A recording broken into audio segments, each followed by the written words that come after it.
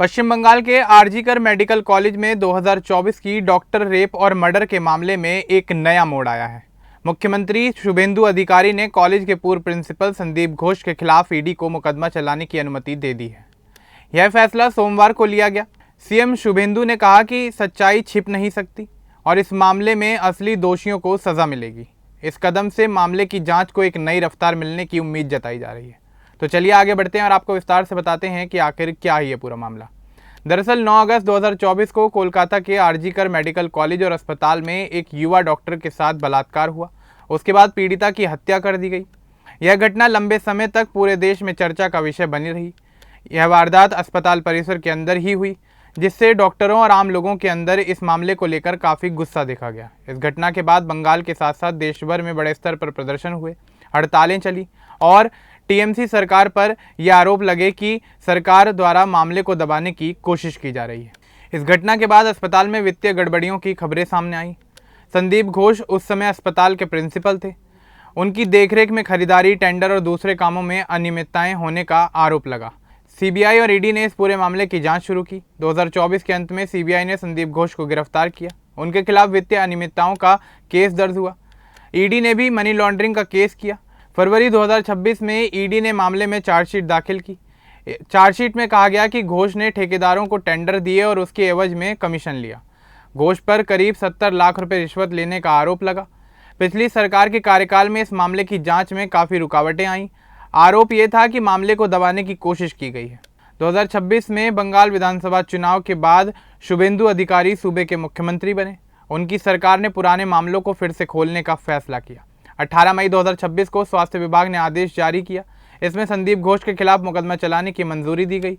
यह मंजूरी भारतीय न्याय संहिता, भ्रष्टाचार रोकथाम कानून और पीएमएलए के तहत दी गई थी। विभाग ने कहा कि प्राथमिकी, दस्तावेज और सबूतों की पूरी जांच के बाद यह फैसला लिया गया। 19 मई 2026 को मुख्यमंत्री शुभेंदु अधिकारी ने सोशल मीडिया साइट एक्स पर एक पोस्ट किया। उसमें उन्होंने लिखा कि वे खुद को भाग्यशाली मानते हैं कि मुख्यमंत्री के रूप में उन्होंने यह नेक कदम उठाया। उन्होंने बताया कि 9 अगस्त 2024 की घटना के मामले में विधिवत प्रक्रिया से ईडी को संदीप घोष के खिलाफ अभियोजन की इजाज़त दी गई है। सीएम शुभेंदु ने कहा कि पिछली तृणमूल कांग्रेस सरकार ने जांच को अनैतिक तरीके से रोका, लेकिन अब कोई भी कानून से ऊपर नहीं है। सत्य हमेशा सामने आएगा।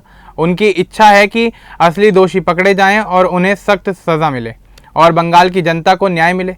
इस मंजूरी के बाद ईडी अब संदीप घोष पर मुकदमा चलाकर दोष साबित करने के लिए कोर्ट में कार्रवाई कर सकेगी। अस्पताल में खरीद प्रक्रिया, टेंडर में गड़बड़ी और पैसों की हेराफेरी के आरोपों पर फोकस रहेगा।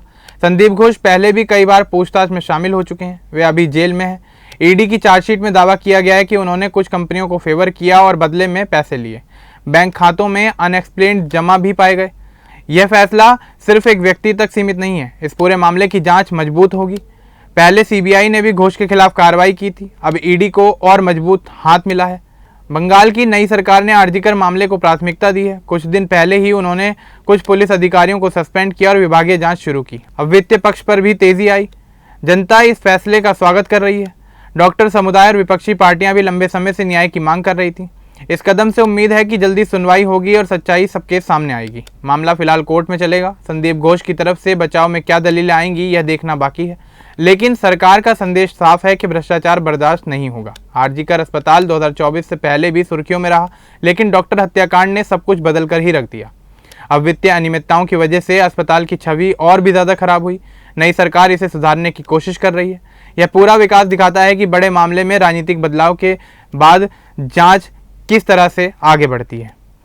बंगाल में अब कानून का राज चले, यही आम लोग चाहते हैं। अब देखना यही होगा कि इस मामले में आगे क्या कुछ निकल कर सामने आता है और ईडी सीबीआई की कार्रवाई के बाद किस तरह के परिणाम सामने आते हैं। अब इस पूरे मामले को लेकर आपका क्या कुछ कहना है हमें कमेंट बॉक्स में ज़रूर बताएं। बाकी इस तरह के और अपडेट्स के लिए हमारे चैनल को सब्सक्राइब करना ना भूलें। धन्यवाद।